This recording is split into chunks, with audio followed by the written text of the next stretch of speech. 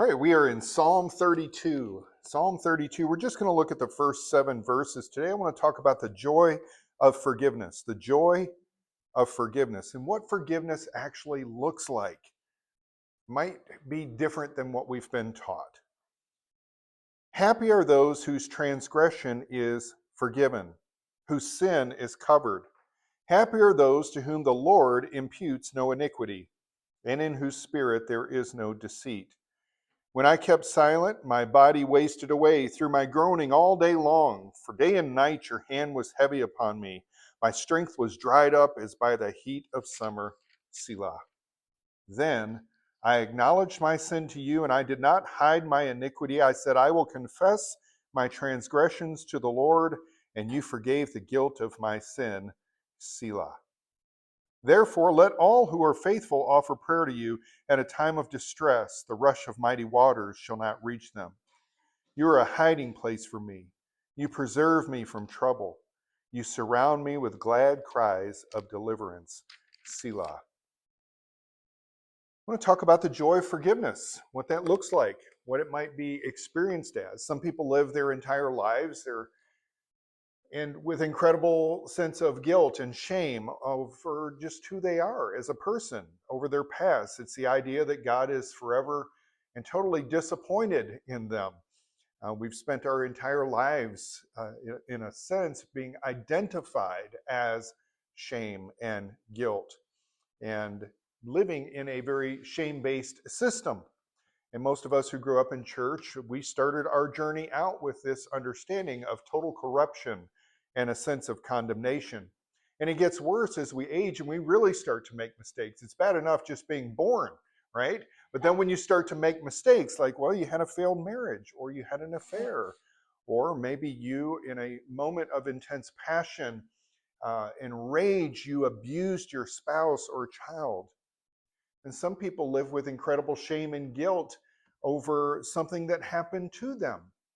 Not something they did, but something that happened to them. They were a victim of an assault, a sexual assault. Maybe their child was molested and they weren't there to protect them, and they live with incredible sense of shame and guilt.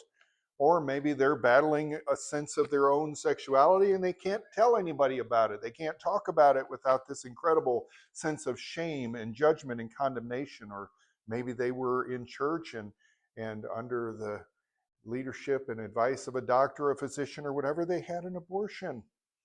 And they can't talk about that to anybody. They live with incredible shame and guilt. Or incarceration. Maybe they went to prison for something that they had done in their past. Maybe their child rebelled and turned away from God. Maybe they dropped out of school. Maybe their parents divorced and they believed they were responsible for that. Maybe they're addicted to drugs and alcohol, or they've burned every bridge with every single person they've ever had a relationship with. And what often happens is whenever we learn something that's unfavorable about a person, that affects the way we view them from that moment on. And it perpetuates this sense of shame and guilt and this sense of this is who we are. We are identified as our worst moments, right? And we are like that not only because of how we've been taught and conditioned to believe about things and about people, but we're also really easily disappointed because we're often easily surprised. We're surprised when a human being does human things, right? Like make mistakes. We're surprised when people fail to meet our expectation. That's really what disappointment means. We see people oftentimes, especially in our society, by the curated images of what they portray in public: a flawless athlete, a successful business person, a skilled communicator, a professional, or we view them by what we think they were intended to be and not as they are. Flawed in character, flawed in action, flawed in thoughts, flawed in words. How might somebody who's living with this incredible sense of shame and guilt ever find relief? Well, just like Psalm 51, Psalm 32 is a penitential psalm, and it's titled The Joy of Forgiveness. It is a psalm of David, and this psalm is poetry, and it's using very colorful language to evoke a sense of emotional expressions, and it's all crafted in this manner designed to evoke this response in us of the one residing and singing the words of forgiveness. It expresses the joy of forgiveness, and the historical context here of the ancient Near East, it gave shape to Hebrew thought regarding transgression and sin. It finds similar concepts in Egyptian and Mesopotamian and Ugaritic literature. And the ranges of meanings with the word transgression and sin is very wide.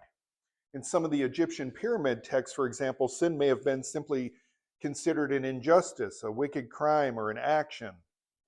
One of the coffin texts read, I, the God, did not command them to do evil. It was in their hearts to do evil. So sin in that context would have been simply doing something that God never commanded you to do.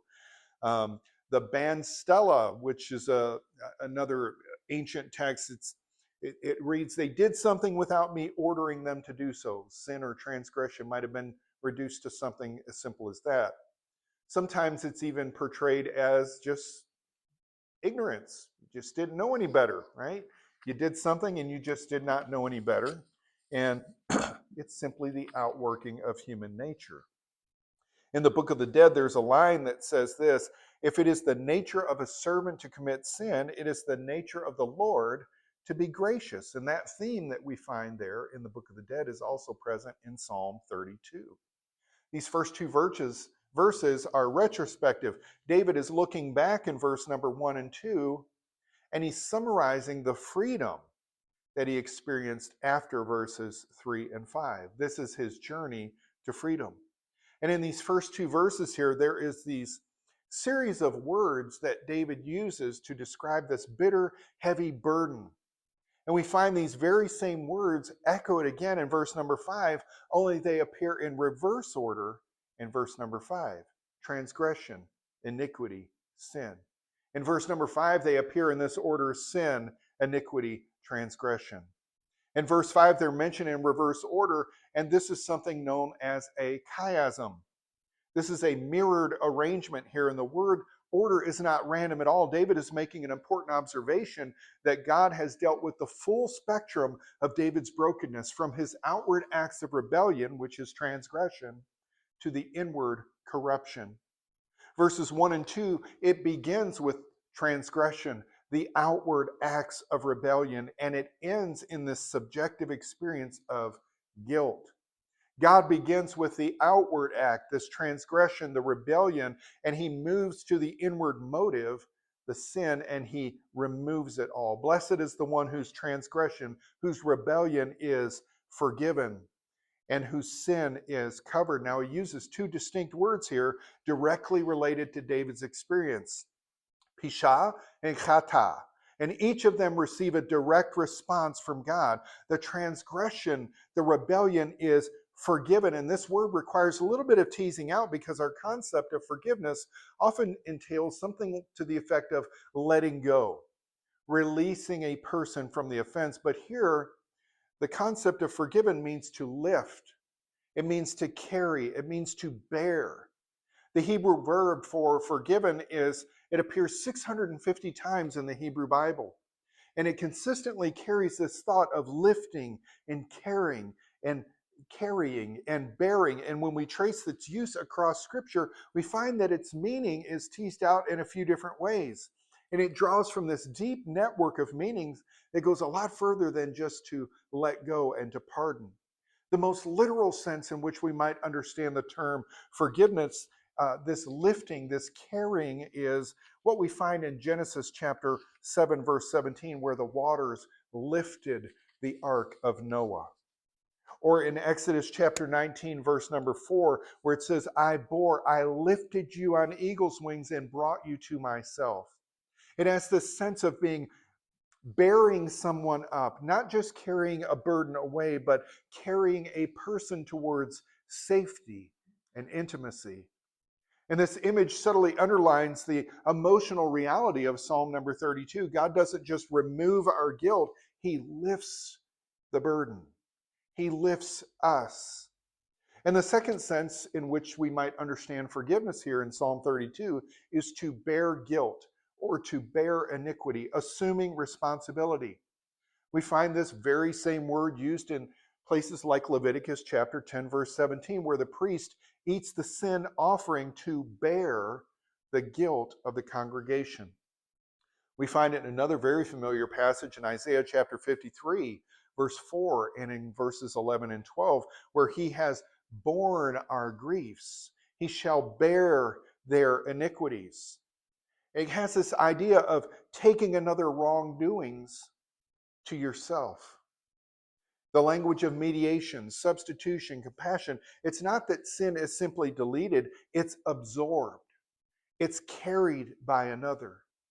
And yet there's a third way that we can even understand this term of forgiveness, and it's more relational. We find it in places like Genesis chapter 32, verse 20, where Jacob hopes to appease his brother Esau so that he will lift up his face and accept me. Or in Numbers chapter 6, verse 26, we've used that as a benediction prayer here many times over the last 3 years, where the Lord lift up his face upon you and give you peace. And so this root word for forgiveness, it carries this whole idea of acceptance and a restored relationship. This imagery of God lifting the face of the one who has fallen and to look at them again, not in condemnation and disappointment and disgust, but in embrace. Forgiveness is more than just an acquittal. It's being carried and borne and accepted by God in one act. In Psalm 32 and in the larger biblical context, forgiveness flows out of relationship, not bureaucracy. The God who forgives us does so because he's already chosen to carry and accept us as we are. The Lord forgives our acts of rebellion, and David said the sin is covered. I think this is really important because what we see is God differentiating between the person and their actions. God separates us from our acts of rebellion in lifting and in carrying, and then he tenderly conceals the wound rather than exposes it.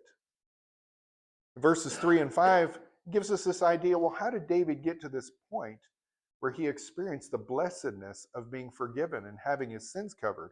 Well, verse 3 through 5 kind of points this out for us. David says, when I kept silent, my bones wasted away. For day and night your hand was heavy upon me. My strength was dried up as by the heat of summer. He recalls this psychological and this spiritual heaviness of an unacknowledged sin. And this vision of God's hand pressing upon him, it actually contrasts with the image that we have in verse number 1 of God lifting and carrying. Before there was confession, the sin was carried by him, but after the confession, sin is carried away by God. So we have this wordplay that takes place between verses 1 and verses 5. When David kept silent, he felt crushed. But when he confessed, he was lifted. God lifted up his face and looked upon him with acceptance and approval. A colleague of mine at the university where I worked in 2007, he used to say that God will not heal what you conceal. He was simply aiming at trying to get people to just acknowledge, just confess. When you feel the weight of guilt and shame and you feel as though you're being pressed, just say it. Just agree with God over what's going on. And over the years, I've seen a lot of different ways in which people try and deal with their mistakes and deal with this sense of living in guilt and shame. And I've noticed about 3 different ways in which people deal with the phenomenon of guilt and shame. And I've done all 3 of these, and I'm sure you probably have as well. The first way I've seen people deal with guilt and shame is by making other people pay the price for it. Somebody else, another relationship in your life is paying for either what you did or what somebody did to you. The relationship is suffering because that sense of guilt, that sense of shame has not found any relief. Maybe you were the victim of something that you were ashamed of as a young child, or you engaged in some sort of shameful behavior. Think of Joseph and his brothers in Genesis chapter 37. Joseph and Jacob, they paid the price for the behavior of his brothers. Their actions caused so much grief for Jacob that he refused to be comforted. And sometimes the people we love the most pay the most for the mistakes we make when we're not even thinking about them. The second way I see that people deal with guilt and shame, and I saw this at the university, especially with younger students whose Prefrontal cortex wasn't even fully developed. They weren't making their wisest choices and decisions, and they didn't have the coping skills necessarily to deal with guilt and shame. And so they did things like they self-induced harm, right? They no longer felt worthy of love. They felt disgusted and disgusting. Internally, they're really angry at themselves, and they're so ashamed of what they've done or how they perceive themselves because of likely what they've been taught, that they now hate who they look at in the mirror every day. They don't feel as though they can be honest with anybody, and they have become a huge disappointment. They start to identify themselves with all of that. Then the other way, the most healing way, is confession and forgiveness, acceptance, belonging, restoration. Psalm 32, verses 1 through 5, this mirrored arrangement that we have of transgression and sin and iniquity is very powerful. Verse 5 traces the movement from the inside out, from the heart to the actions. Verses 1 through 2 traces the movement from the outside in, from the actions to the heart. And what we unravel in confession, God renews in forgiveness. We come to God with our own brokenness from the inside out, and God heals from the outside in. Forgiveness is not this one directional thing. It is a relational exchange, a trade-off. As we open up, God draws near, and the two movements meet in the middle in a restored fellowship. Notice also, again, I said that God differentiates between the person, their rebellion, and their corruption. The rebellion is lifted, it's carried away, the sin is covered, and guilt is not assigned to that person's account. None of us are reduced to our worst moments of failure, to our rebellion. God distinguishes the human image from the human offense. And the psalm assumes that what is carried away and covered is not you, but the thing that has defaced and marred the image of God in you. God's action of forgiveness restores the relationship because it restores your true self, the image of God. Been around in church longer than 10 minutes, you've likely encountered some version of the doctrine of original sin or total depravity. It's the notion that we are corrupt from birth. We are inherently wicked. We are as bad off as we could possibly be. We're all born sick and then commanded to be well or go to hell. Right? That's what we've been taught. But the story of Psalm 32, the poetry of Psalm 32, kind of engages our imagination a bit differently. The psalm begins with a sense of blessedness, not condemnation. It begins with a sense of blessedness that you are the beloved of God. Your image has simply been defaced by an act of rebellion and sin, and God lifts away the rebellion and lifts your face and looks upon you again. He covers the sin, and then rather than imputing guilt, he exculpates us. He relieves us of the blame and guilt. That's grace. And sometimes God presses us so that we might see and acknowledge and confess, so that he separates it from us, so that all that is seen afterward is the restored reflection of God's image. The image of God in us remains. It just gets obscured at times. It's weighed down, just needs to be lifted and to have the corruption covered. We're not starting in Psalm 32 from a place of condemnation, then pardon. We begin with a recognition of the image of God. Blessed is the man, then restoration. It's not an acquittal, then acceptance. It's acceptance, followed by an acquittal. Psalm 32 isn't about guilt management. It's about being brought back into wholeness. Psalm 32 doesn't portray humanity as intrinsically vile and wicked and evil or condemned from birth. It portrays people as capable of rebellion and failure, but it still distinguishes those people from their failures, which gives me this idea that guilt and shame are not essential to being a human, because it's something that can be lifted and carried away because it was never meant to stick. So when we look at Psalm 32, David's talking retrospectively here about the joy and the freedom of forgiveness. Blessed, he's blessed because the crushing distance between God and his true self has been lifted. God isn't collecting on a debt that we couldn't pay.